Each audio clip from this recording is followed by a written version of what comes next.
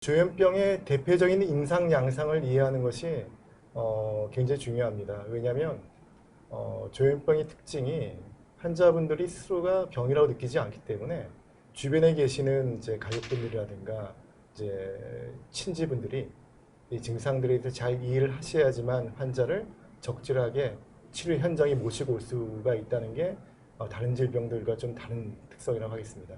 그래서 하나하나 좀 살펴보시면 먼저 환청입니다. 남들에게 들리지 않는 소리가 들린다. 이게 이른바 환청이라는 증상인데 실제 많은 조현병 환자분들께서 이런 증상들을 경험을 하시죠. 주로 자신과 관련된 언급을 하는 소리들이 가장 흔한데 이를테면 뭘 하지 말라든가 뭘 하라든가 아니면 칭찬을 한다든가 욕을 한다든가 등등의 자신과 연관된 얘기들을 하는 소리를 흔히 듣습니다.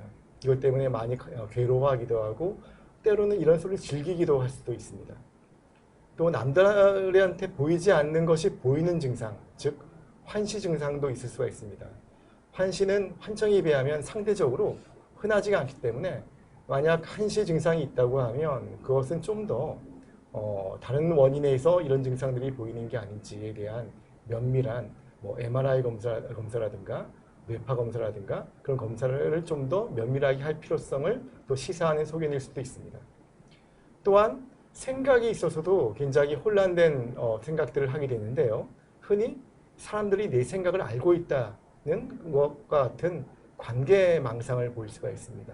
그리고 나를 감시하거나 나를 해치려고 한다고 하는 피해망상을 보일 수가 있죠. 앞서 말씀드렸던 환청이나 환시 그리고 내 생각을 알고 있다든가 나를 감시하고 해치려고 한다든가의 어떤 망상 같은 증상들은 굉장히 괴롭고 힘든 증상이기 때문에 환자들이 굉장히 괴로워하는 대표적인 증상이라고 얘기할 수가 있겠습니다. 이런 증상 말고도 혼자서 웃거나 혼잣말을 하는 증상들이 있을 수가 있는데 이런 증상은 환청과 연관되어 있는 증상일 수도 있고 환청이 없이도 이런 증상들이 이제 자동증이라고 해서 환자 스스로가 나도 모르게 이런 행동을 하게 되는 경우도 있습니다. 또한 얘기가 앞뒤가 안 맞고 굉장히 횡설수설하는 증상들도 조현병 환자에서 흔히 보이는 증상 중에 하나입니다. 본인도 말을 잘하고 싶은데 이게 논리적으로 잘 얘기가 안 되고 그러다 보니까 상대방도 잘 이해하기가 어렵고 본인도 굉장히 황당하고 좀 당황스러워하는 경우들이 많은데 이런 문제 때문에도 이제 대인 관계를 회피하는 하나의 이유가 되기도 하죠. 그것 때문에 결국에는 조현병 환자가 병이 이제 깊어지면 대인 관계가 점점 더 없어지고 고립된 채 혼자 지내게 됩니다. 이런 많은 어려운 증상에도 불구하고 문제가 환자 자신은 나는 아무 문제가 없다 그렇게 생각합니다. 난 문제가 없기 때문에 이게 편하다. 이게 나한테 맞는 거다 라고 생각을 할 수가 있기 때문에 이런 증상들에 대해서 보호자분들이 좀 잘 체크하셔가지고 환자의 증상을 파악을 하셔서 치료진과 같이 협조하지 않는 한 치료가 쉽지 않다는 게 조현병 치료의 가장 어려운 문제라고 하겠습니다. 그렇다고 하면 조현병은 어떤 경과를 밟느냐 좀 다양한 경과가 있죠. 그러니까 어떤 경우에는 딱 한 번의 증상들만 있고 잘 치료가 되고 나서 평생 문제가 없는 경우들도 있을 수가 있어요. 전체 한 16%가 여기에 해당된다고 하죠. 그리고 여러 차례 재발을 경험하지만 실제 이제 재발한 이후에 이제 회복된 다음에는 별다른 기능에 손상이 없는 원래의 기능 수준으로 회복되는 경우들도 있을 수가 있습니다. 그래서 이런 경우에는 전체 32% 정도가 해당되고요. 수차례 재발하고 재발한 다음에는 기능 회복이 병전 상태로는 돌아가지 않는 그런 상태. 한 9% 정도. 그리고 재발을 할수록 점점 기능 손상이 진행이 돼서 나중에는 이제 기능을 많이 깎아먹는 상태가 되는 경우가 안타깝게도 굉장히 퍼센트가 높습니다. 43%가 됩니다. 다시 강조하겠지만 그렇기 때문에 잘 치료받는 게 굉장히 중요하죠. 재발하지 않도록.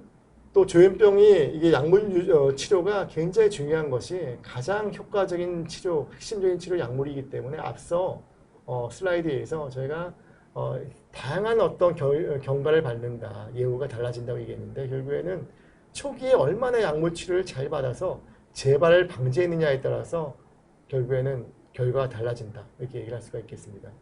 초반에 잘 치료받은 사람은 잘 관해가 돼서 별 재발 없이 유지가 되는 반면에 잘 치료를 못 받는 경우에 약을 제대로 안 먹고 치료에 대해서 잘 따라오지 않은 경우에는 자꾸 재발하고 그 결과 안 좋은 결과를 밟을 수가 있겠습니다.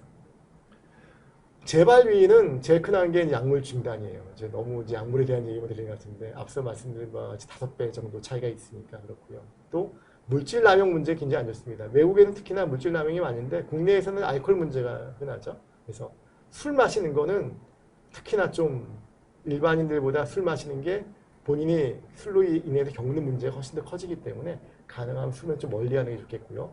각종 스트레스라든가 가족 내에서의 어떤 감정 표출이 너무 심하면 환자로서는 다 이게 나 때문에 생긴 문제라고 또 자책할 수가 있기 때문에 특히 조심하셔야 됩니다.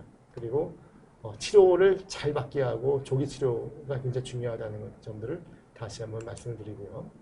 그리고 이렇게 수능도, 그러니까 잘 치료받는 게 수능도인데 결국에 수능도에 이제 관련된 요인은 환자가 얼마나 병에 대해서 인식을 하느냐, 얼마나 증상이 심하느냐, 이 요인들도 중요하고 또 환경적인 요인으로 가족들도 굉장히 중요해요. 가족들이 이거에 대해서 잘 이제 병에 대해서 인식을 하고 이 병의 특성을 이해를 해서 치료의 한 축으로서 치료 과정에 참여할 때 이때 수능도 같이 올라가게 되어 있습니다.